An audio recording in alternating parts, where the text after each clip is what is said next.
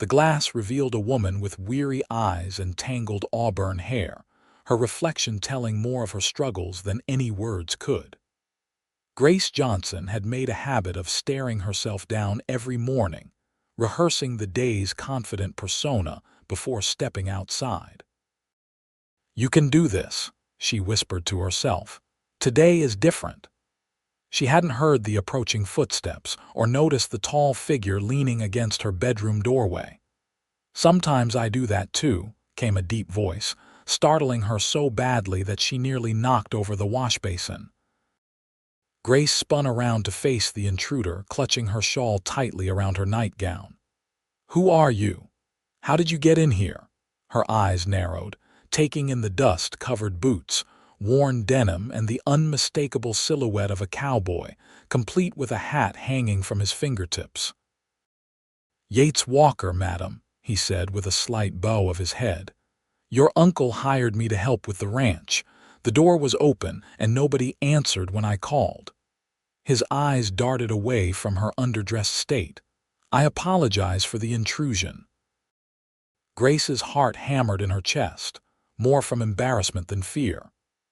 It was 1878, and proper ladies in Roswell, New Mexico territory didn't entertain strange men in their bedchambers, especially not while dressed in their nightclothes.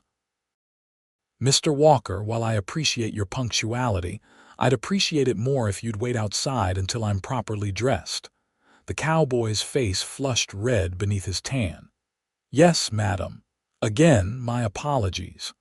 He backed out quickly, pulling the door closed behind him. Grace pressed her hands to her burning cheeks. Uncle Henry had mentioned hiring help, but she hadn't expected the man to arrive so soon or to catch her in such a vulnerable moment. The drought had hit their small cattle ranch hard, and with her uncle's worsening rheumatism, they needed the extra hands. She just hadn't expected those hands to belong to someone so unsettling. She dressed quickly in a simple blue calico dress, pinning her hair into a practical bun. By the time she emerged into the kitchen, her uncle was already there, chatting amiably with Yates Walker as if they were old friends. "Ah, there she is," Uncle Henry said, his weathered face breaking into a smile. "Grace, this is Yates Walker. Best cowhand in 3 counties, according to my friend Jameson over in Lincoln County." Grace nodded stiffly. "We've met briefly." Yates stood when she entered, removing his hat again. Up close and in better light, Grace could see he was younger than she'd first thought, perhaps 30 or so, with light brown hair that curled slightly at the ends and eyes the color of the sky after a storm. A scar ran along his jawline, and his hands were calloused and strong. "Miss Johnson," he acknowledged with a nod, "I hope you'll accept my apology for earlier." Uncle Henry looked between them curiously. "Did something happen?" "Nothing worth mentioning," Grace said quickly. "Mr. Walker merely startled me, that's all." Her uncle chuckled. "Grace runs this house like a tight ship, Walker. You'll want to stay on her good side if you expect decent meals." He turned to Grace. "Yates will be staying in the old bunkhouse. I told him you'd show him around while I finish the accounts." Grace wanted to protest but knew it would be futile. Uncle Henry had taken her in after her parents died from typhoid 5 years ago when she was 20. She owed him everything. "Of course. Shall we, Mr. Walker?" Outside, the New Mexico sun was already blazing despite the early hour. The Johnson Ranch was modest compared to some 100 acres with 60 head of cattle, a small vegetable garden, and a few chickens. Drought had turned much of the land brown, and the cattle were thinner than they should have been. "It's not much," Grace said defensively as they walked, "but it's been in my uncle's family for 30 years. Yates nodded, surveying the land with a practiced eye. "It's good land, just needs water and care, both of which are in short supply these days," Grace replied dryly. They reached the bunkhouse, a small, weathered structure that had once housed several ranch hands in better times. Now it stood empty, waiting for its new occupant. "It's basic," Grace said, pushing open the door, "but clean. I aired it out yesterday when Uncle Henry said you'd be coming." The single room contained a narrow bed, a small table with a wash basin, a chair, and a trunk for personal belongings. "It's more than sufficient, Miss Johnson. I've slept under the stars more nights than I can count. This is downright luxurious by comparison." Grace found herself curious despite her lingering embarrassment. "You've been a cowboy for a long time then, since I was 16. Worked ranches all over Texas, Kansas, Colorado, now here." His eyes met hers and Grace felt an unexpected flutter in her stomach. "But I'm hoping to stay put for a while. I'm getting too old for drifting." 30 is hardly ancient, Mr. Walker." He raised an eyebrow. "How'd you know my age?" Grace felt her cheeks warm. "I guessed. Was I right?" 32, actually." A smile played at the corners of his mouth. "And you, Miss Johnson, let me guess." 23, 25, she corrected, then immediately regretted engaging in such personal conversation with an employee. She straightened her shoulders. "The well is behind the main house. We have breakfast at 6, dinner at noon, supper at 6 in the evening. I expect punctuality." "Yes, madam." There was amusement in his voice, but he kept his expression appropriately serious. "Uncle Henry will explain your duties." She turned to leave, then hesitated. "About this morning." "It never happened," Yates said firmly. "As far as I'm concerned, we're meeting for the first time right now." Grace nodded gratefully. "Thank you, Mr. Walker." "Yates, please. Mr. Walker was my father, and he was a much more impressive man than I am." "Very well, Yates. But I remain Miss Johnson." "For now," he said with a slight smile that Grace couldn't quite interpret. Over the next few weeks, Grace found herself constantly aware of Yates Walker's presence on the ranch. He worked from dawn until dusk, repairing fences, tending to the cattle, and helping Uncle Henry implement new irrigation techniques he'd learned in Colorado. The cattle began to look healthier, and even the garden seemed to respond to his care.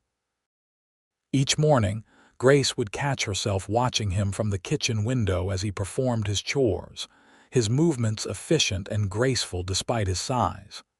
And each morning, she would chastise herself for her schoolgirl behavior. She was 25, not some simpering teenager. She'd had suitors before the banker's son who'd left for San Francisco, the shopkeeper who'd married someone else when Grace hesitated too long. She wasn't naive. But there was something about Yates that made her feel like she was 16 again. Something that made her heart beat faster when he sat at their table for meals. Something that made her spend extra time on her appearance before coming downstairs.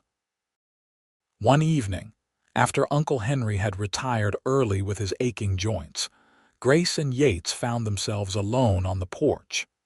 The summer night was warm but pleasant, with a slight breeze carrying the scent of sage and distant rain. "Storm's coming," Yates said, looking toward the distant horizon where lightning occasionally illuminated the clouds. "We need it." Grace nodded, keeping a proper distance between them on the porch swing. "The garden is struggling, despite your efforts." "Your garden is doing better than most in the county," he countered. "You've got a good touch with growing things." "My mother taught me. She could make anything grow, even in the worst conditions." Grace smiled at the memory. "She used to say people are like plants, they need different things to thrive. Some need constant attention, others need to be left alone, but all need love." Yates studied her face in the dim light from the lantern. "She sounds like a wise woman. You must miss her." "Every day," Grace admitted. "But it gets easier. The pain becomes, I don't know, more familiar, I suppose, like an old friend rather than an enemy." "I understand that." His voice was soft, reflective. "Lost my mother when I was 12, father 2 years later, been on my own since." Grace's heart ached for the boy he'd been. That's too young to be alone in the world, he shrugged. Made me who I am. Can't complain too much about that. And who are you, Yates Walker? The question slipped out before she could stop it, too personal for their relationship, but he didn't seem offended. Instead, he leaned back, considering. I'm a man who's seen enough of the world to know what matters. Honest work, good land, decent people. His eyes met hers. A place to belong. The intensity in his gaze made Grace look away, her heart thundering in her chest. And have you found that? A place to belong, I'm beginning to think I might have. The air between them seemed to thicken, charged with something Grace couldn't or wouldn't name. She stood abruptly. It's getting late. I should check on Uncle Henry. Yates rose as well, respecting her retreat. Of course. Good night, Miss Johnson. Good night, Mr. Walker, she replied formally, retreating to the safety of the house. That night sleep eluded her. She tossed and turned, her mind replaying their conversation, imagining what might have happened if she'd been braver, less proper. Eventually, she rose and lit a small lamp, moving to the mirror on her dresser. What are you doing, Grace? She whispered to her reflection. He works for your uncle. He's a drifter who'll probably move on when winter comes. But even as she said the words, she knew they weren't true. Yates Walker didn't strike her as a man who would leave easily, not anymore. The next morning brought the promised storm, and with it, chaos. The rain came down in sheets, turning the dusty ground to mud within minutes. The cattle, desperate for water but frightened by the thunder, broke through a weakened section of fence and scattered. Grace watched in dismay as Yates and Uncle Henry mounted up, preparing to round up the strays. Stay inside, Uncle Henry instructed her. This is going to get worse before it gets better. But I can help, Grace protested. She was a capable rider, having grown up on ranches her whole life. Not in this weather, Yates said firmly. We'll manage. They rode off into the downpour, leaving Grace to pace the house anxiously. Hours passed with no sign of them. The rain continued relentlessly, and Grace's worry grew. Finally, just as dusk was falling, she heard hoofbeats in the yard. She rushed to the door to find Yates dismounting, supporting a pale, grimacing Uncle Henry. What happened? She cried, hurrying to help. His horse slipped in the mud, Yates explained, his voice tight with concern. He took a bad fall. Think his leg's broken. Together they managed to get Uncle Henry inside and onto his bed. When Grace carefully cut away his sodden pant leg, she found the skin already swelling and discolored above his ankle. We need the doctor, she said, looking up at Yates. He nodded grimly. Road to town's likely washed out, but I'll try. He was soaked to the skin, mud splattered and exhausted, but he didn't hesitate. Be careful, Grace said, touching his arm briefly. We can't afford two invalids. His hand covered hers for a moment, warm despite his wet clothes. I'll be back as soon as I can. Keep him comfortable. After Yates left, Grace did her best to ease her uncle's pain with whiskey and cold compresses. The storm continued to rage outside, rattling the windows and sending occasional leaks dripping from the ceiling. She set out pots to catch the water and prayed for Yates's safe return. It was well past midnight when she heard the door open. Yates entered, followed by Dr. Simmons, both men drenched and mud-covered. Bridge is out, Yates explained tersely. Had to take the long way around. Dr. Simmons immediately went to work examining Uncle Henry, confirming Grace's fears. It's broken, all right. Going to need to set it. He looked at Grace. This won't be pretty, Miss Johnson. Perhaps you should wait outside. I'm staying, Grace said firmly. He's the only family I have. The next hour was difficult. Uncle Henry's pained cries during the setting of the bone would haunt Grace for days to come, but finally it was done. The leg was splinted and bandaged, and Uncle Henry, exhausted and sedated with laudanum, drifted into sleep. He'll need complete rest for at least 6 weeks, Doctor. Simmons instructed as Grace saw him to the door. After that, he can start moving around with crutches, but no riding or ranch work for 3 months minimum. Grace's heart sank. 3 months? How would they manage the ranch? After the doctor left, she found Yates still in her uncle's room, standing vigil. "You should get some rest," she told him. "You've done more than enough tonight." He shook his head. "I'll stay a while longer. You're the one who should rest." Grace was too tired to argue. She stumbled to the kitchen to make coffee, knowing sleep was unlikely. To her surprise, Yates followed her. "Go to bed, Miss Johnson," he said gently. "I can make coffee." "I don't think I could sleep," she admitted. "And please, after tonight, I think you've earned the right to call me Grace." He smiled faintly. "Grace, then." They sat at the kitchen table with their coffee, the silence between them comfortable despite the night's drama. Outside, the storm finally began to subside, the rain softening to a gentle patter. "What are we going to do?" Grace finally asked. "Uncle Henry can't work for months, and I can't manage the cattle alone." "You're not alone," Yates said simply. "I'm here." Grace looked at him, really looked at him, taking in the determination in his tired eyes, the strength in his mud-streaked face. "Why?" "You could find work on any ranch in the territory, ones that could pay you better than we can, especially now." "Maybe I don't want to be anywhere else." His gaze held hers. "Maybe I've found something worth staying for." Grace's breath caught. "Yates." "I know the timing is wrong," he continued. "I know you have enough to worry about, but I want you to know that I'm not going anywhere, Grace. Not unless you tell me to." In that moment, with rain tapping gently on the roof and her uncle sleeping down the hall, Grace felt something shift inside her. The wall she'd built around her heart since her parents' death began to crumble. "I don't want you to go," she whispered. Yates reached across the table, his hand covering hers. "Then I'll stay." The weeks that followed tested them all.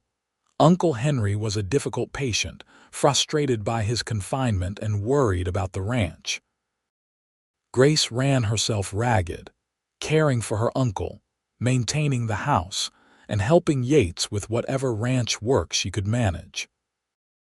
Yates himself seemed to work the hours of 3 men, handling the cattle, repairing storm damage, and even finding time to improve the irrigation system he'd started before.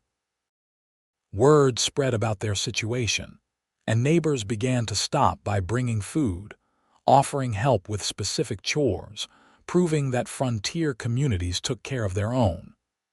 Grace was touched by their generosity, but it was Yates's steadfast presence that kept her going on the hardest days. They fell into a rhythm, working side by side during the day and often talking late into the evening after Uncle Henry had gone to sleep. Grace learned about Yates's years on the trail drives, the places he'd seen, the dreams he still harbored of having his own ranch someday. In turn, she shared stories of her childhood, her parents, her own secret hope of someday having a family again. One evening, about a month after the accident, Grace found Yates on the porch, staring at the sunset. The summer was beginning to wane, the evening air carrying the first hint of autumn crispness. "Penny for your thoughts," she said, joining him at the railing. He glanced at her, a smile touching his lips. "They're worth at least a nickel," Grace laughed. "I'm afraid my finances won't stretch that far, Mr. Walker. In that case." He turned to face her fully.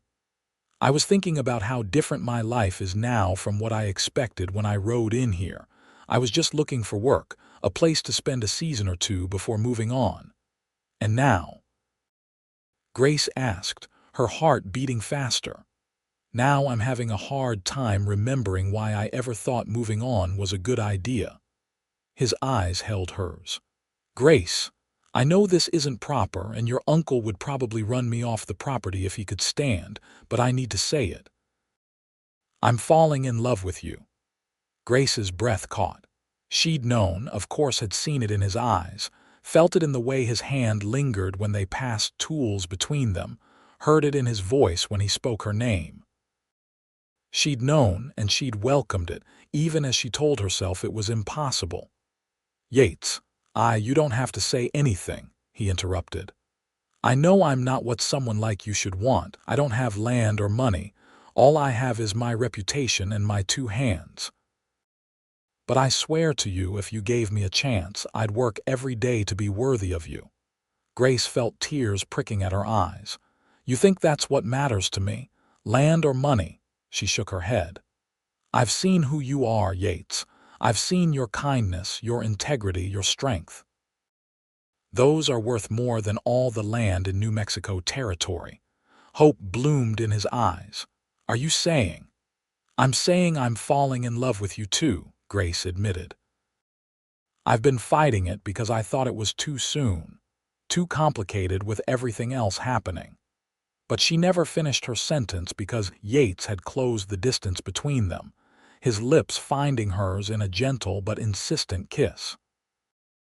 Grace had been kissed before, awkward pecks from hopeful suitors, but never like this, never in a way that made her feel like she was both falling and flying at the same time. When they finally broke apart, both breathless, Yates rested his forehead against hers. "I've been wanting to do that since the first time I saw you talking to yourself in the mirror." Grace laughed softly, remembering that embarrassing first encounter. "I'm glad you waited until now. I might have slapped you then." "Worth the risk," he murmured, brushing his lips against hers again briefly. A throat cleared behind them and they jumped apart like guilty children. Uncle Henry stood in the doorway, balanced on the crutches Dr. Simmons had brought on his last visit.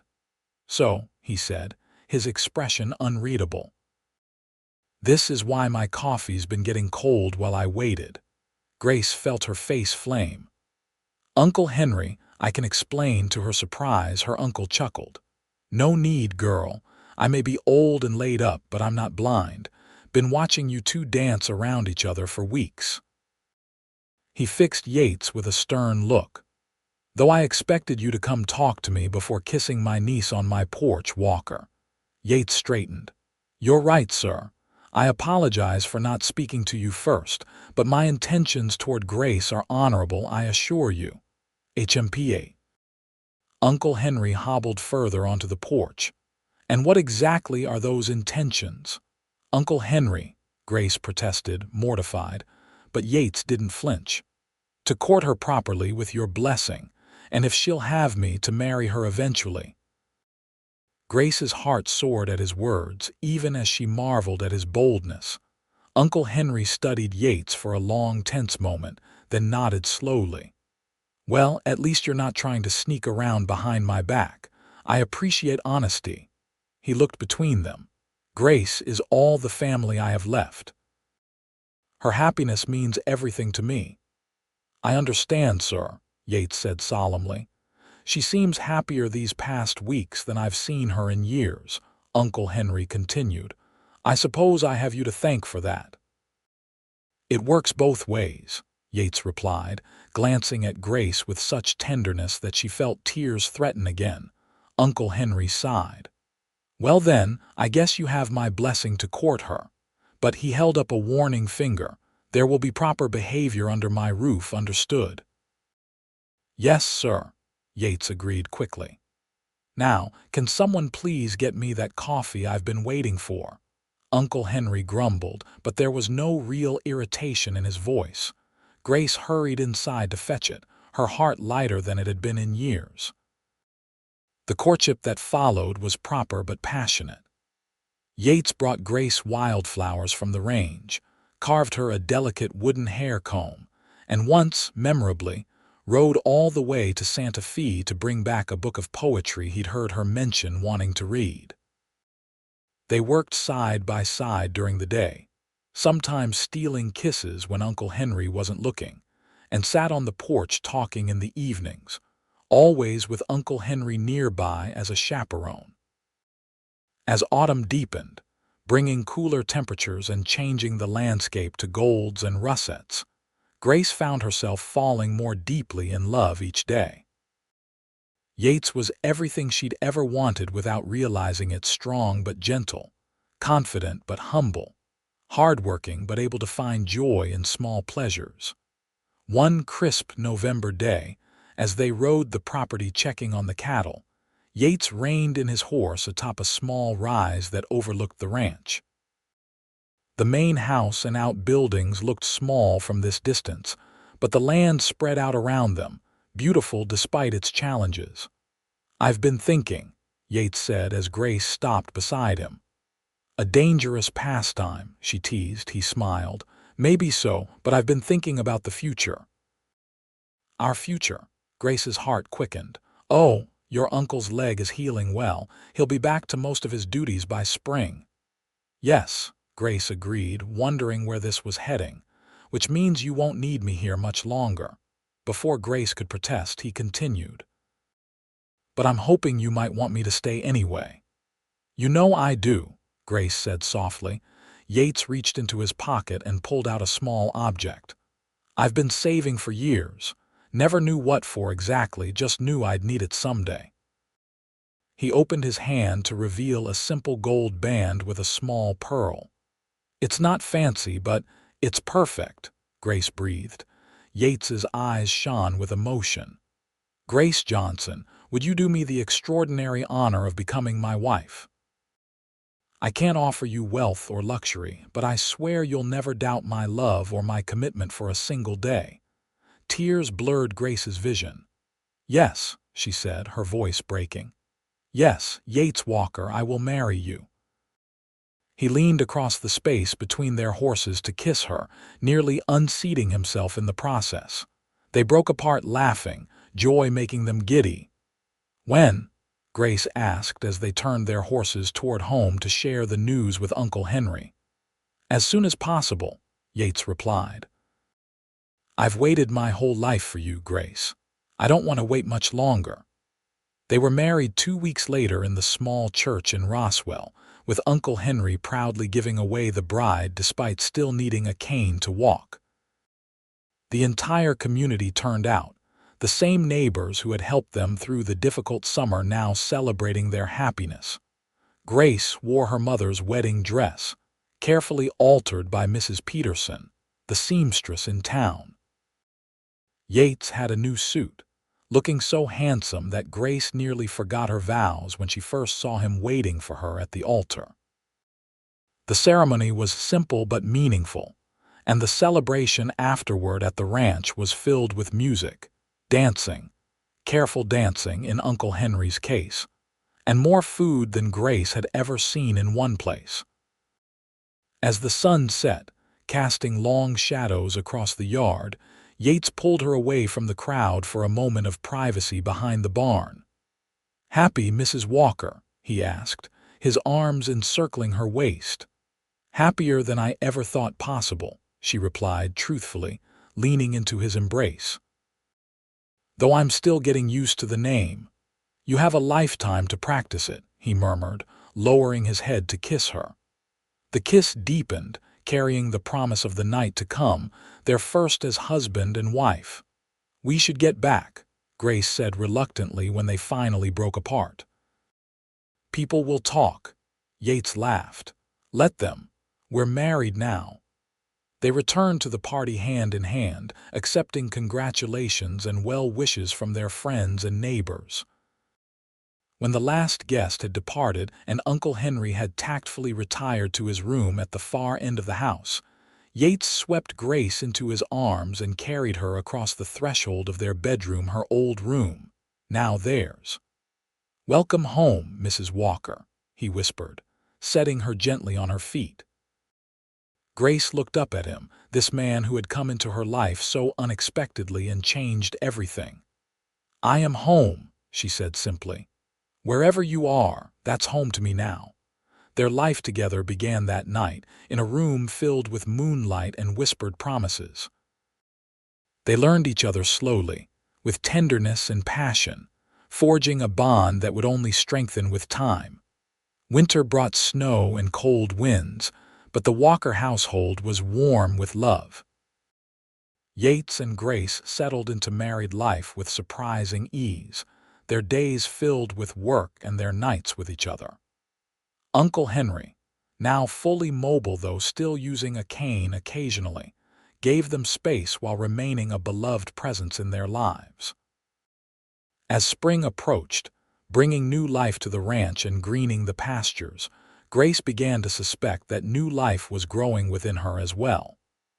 When her suspicions were confirmed by Dr. Simmons, she waited for the perfect moment to tell Yates. It came on a mild March evening.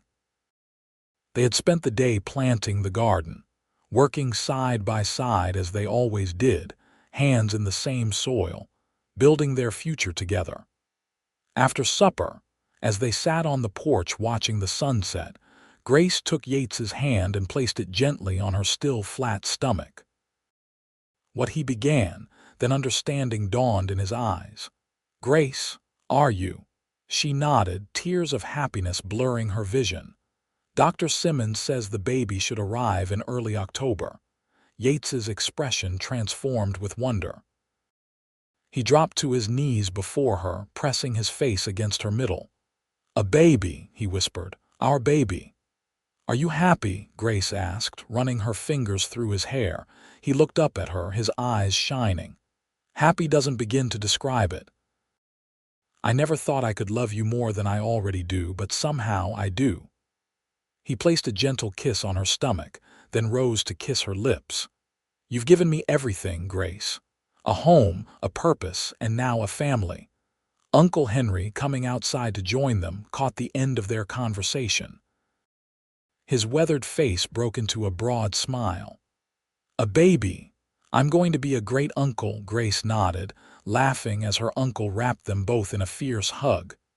"Your parents would be so proud," he told Grace, his voice thick with emotion. "So very proud of the woman you've become and the family you're building."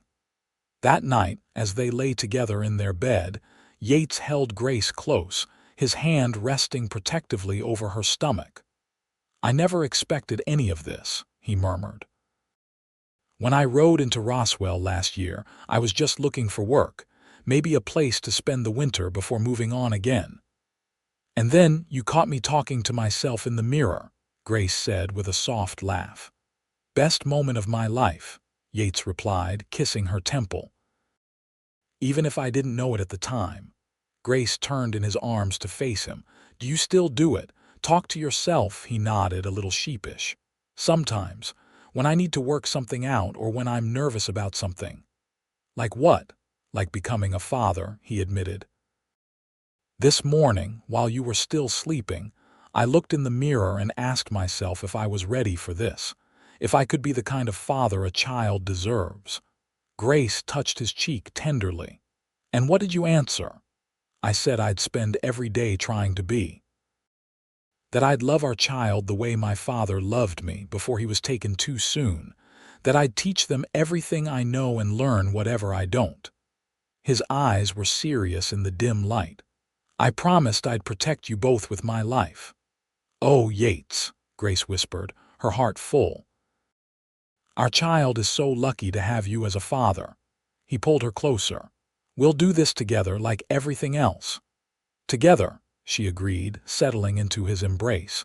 The months passed in a blur of preparation and anticipation.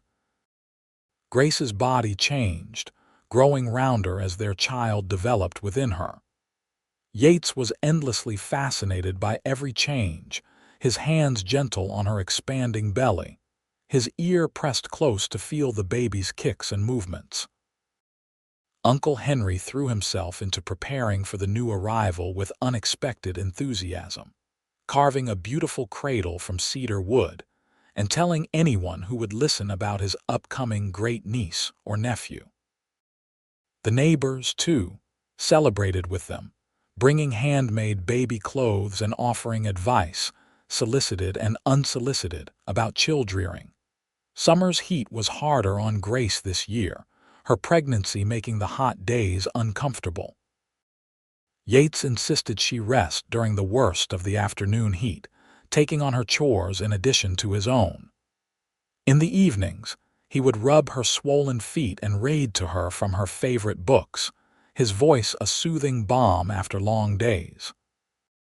By September, the baby had dropped lower and Grace found herself waddling rather than walking.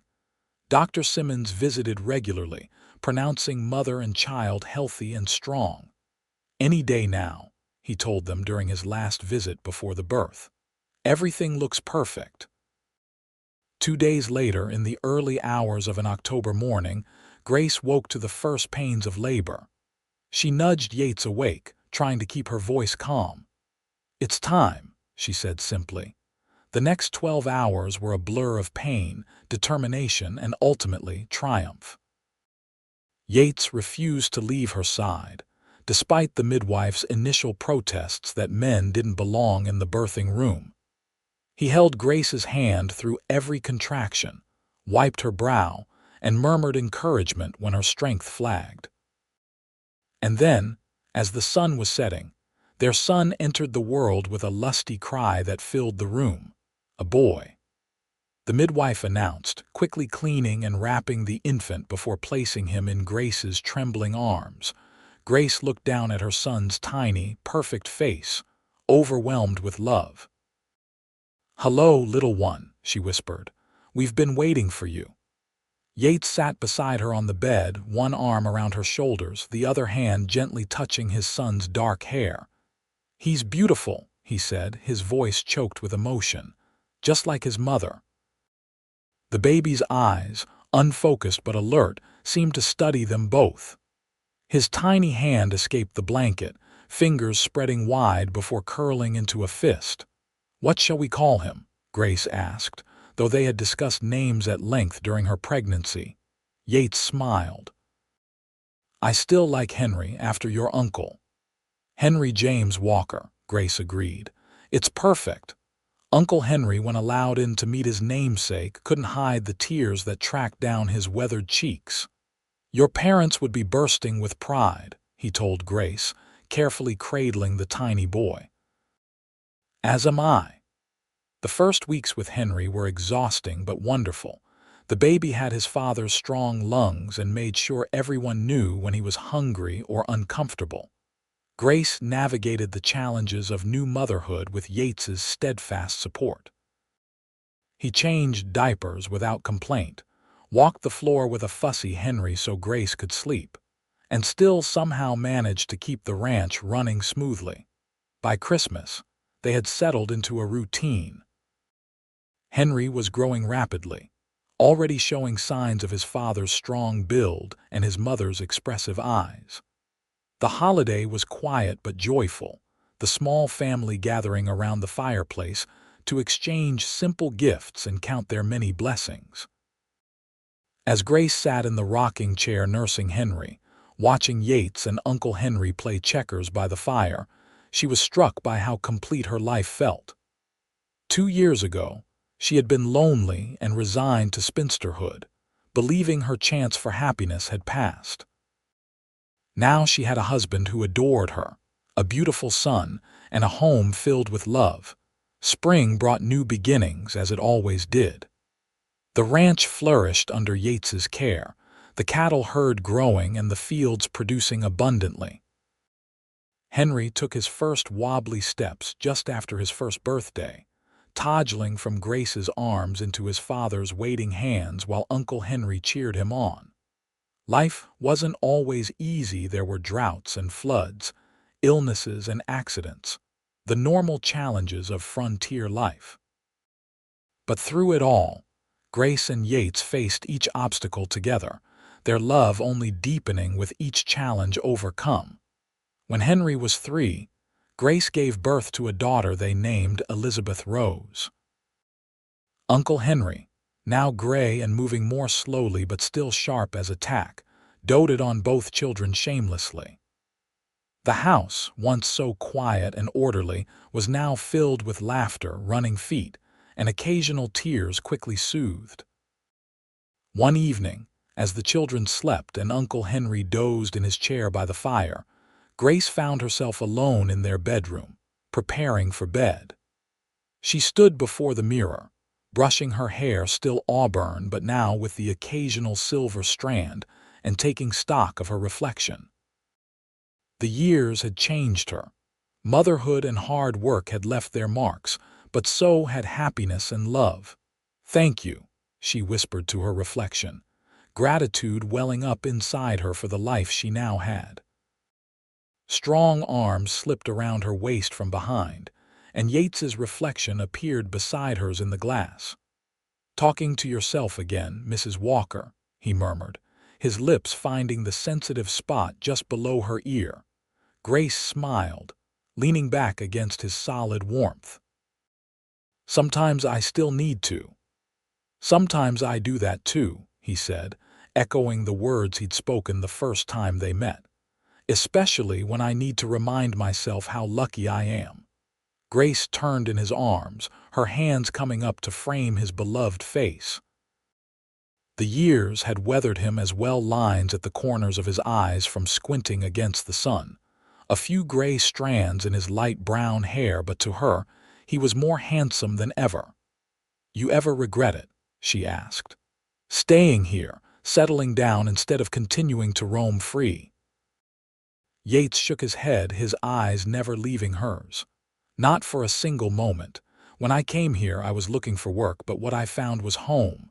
He kissed her softly. "You're my home, Grace, you and our children.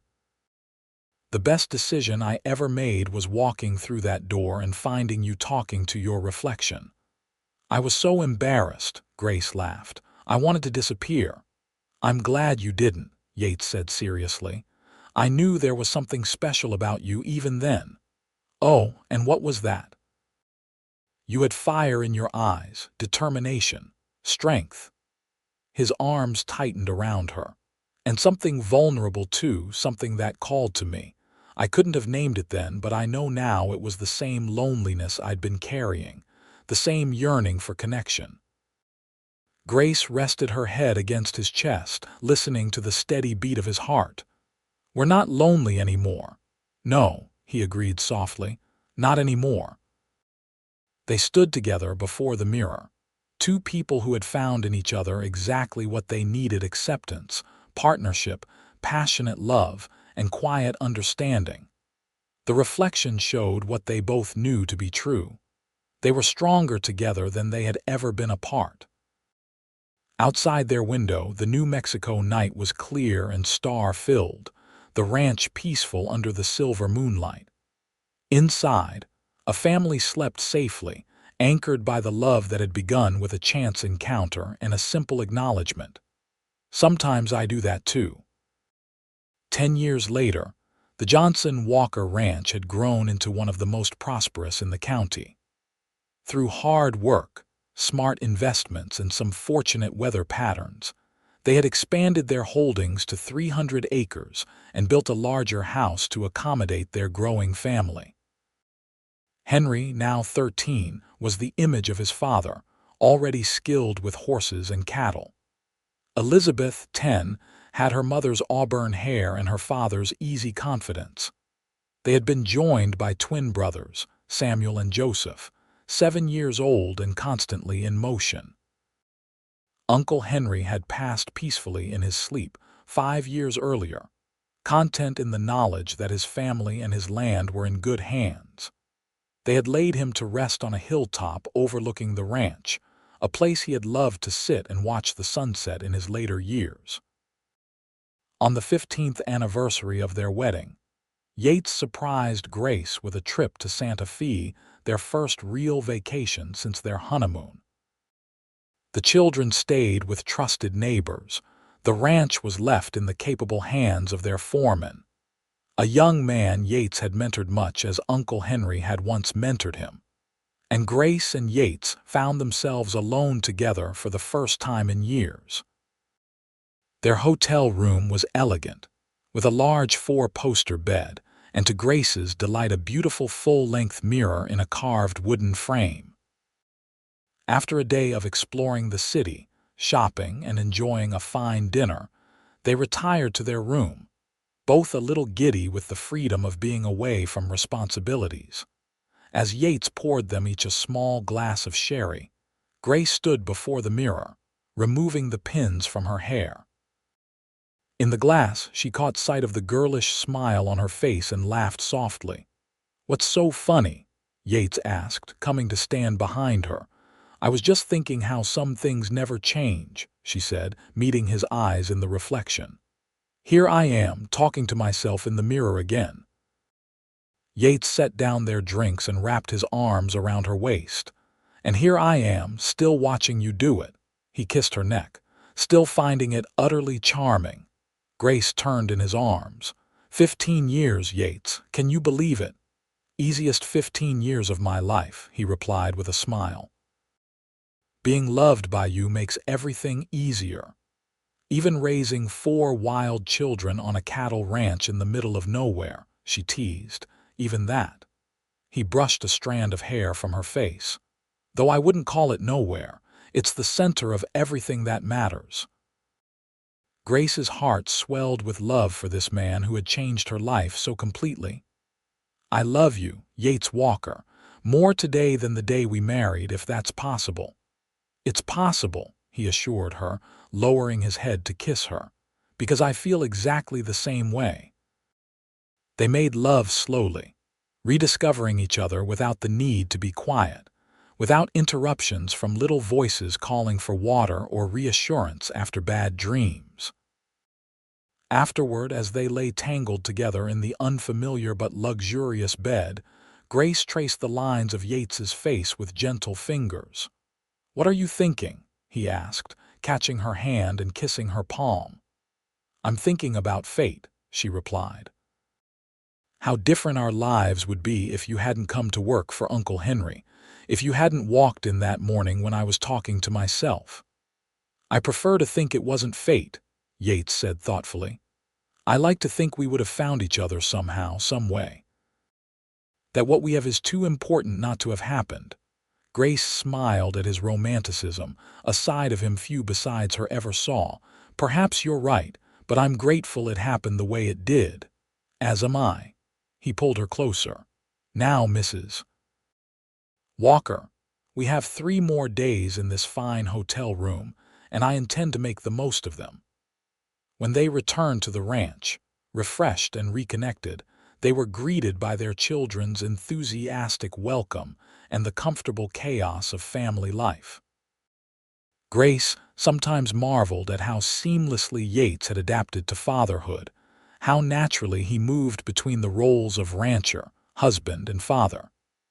He was firm but fair with the children, teaching them the value of hard work while ensuring they had time for play and discovery. The years continued to pass, marked by the changing seasons and the growth of their children. Henry, at 18, went east to attend college, a possibility that would have seemed impossible to Grace in her youth. Elizabeth blossomed into a beautiful young woman with dreams of becoming a teacher. The twins, still inseparable, became expert horsemen under their father's tutelage. Through it all, Grace and Yates remained each other's anchors, their love deepening with shared joys and sorrows, triumphs and challenges. They weathered financial hardships when cattle prices fell, celebrated when good years brought abundance, comforted each other when illness struck, and rejoiced in their children's accomplishments. One constant remained. Occasionally, Grace would find herself talking to her reflection, working through problems or simply reassuring herself in moments of doubt. And just as consistently, Yates would sometimes appear, watching her with that same tender amusement he'd shown that very first morning. "Sometimes I do that too," he would say, and they would share a smile that contained the history of their love story, a chance encounter, an embarrassed young woman, a drifting cowboy who finally found his home. On their 30th wedding anniversary, with their children grown and the first grandchildren beginning to arrive, Yates gave Grace a special gift. A small, exquisitely crafted hand mirror with their initials entwined on the back. "For all the conversations you need to have with yourself," he said with a wink as she unwrapped it. "Though I hope you'll keep including me in some of them." Grace held the beautiful mirror, tears blurring her vision. "Always," she promised. "After all, who else would understand why I do it?" Yates took her free hand, bringing it to his lips. "We understand each other. That's what matters." And it was true. Through 30 years of marriage, they had learned each other's hearts so thoroughly that words were often unnecessary. A look, a touch, a simple gesture could convey what paragraphs might fail to express. That evening, as they sat on the porch of the home they had built together, watching the sun set over the land they had nurtured, Grace reflected on the incredible journey of their life together. From that embarrassing first meeting to this moment of peaceful contentment, their path had been filled with unexpected blessings. "What are you thinking about?" Yates asked, his hand warm over hers on the arm of the rocking chair. Grace smiled. "I was thinking that I'm the luckiest woman in New Mexico territory." Yates shook his head. "Not as lucky as I am, Mrs. Walker, not by half." As the last rays of sunlight painted the sky in shades of gold and crimson, Grace leaned her head against her husband's shoulder. Grateful beyond words for the day, a dusty cowboy had caught her talking to herself in the mirror and understood exactly why she needed to do it. In that understanding had been the beginning of everything that mattered, a love that had sustained them through 30 years and would continue to sustain them for whatever time they had left together. "I love you, Yates Walker," she said simply. "And I love you, Grace Walker," he replied. "Today, tomorrow, and always."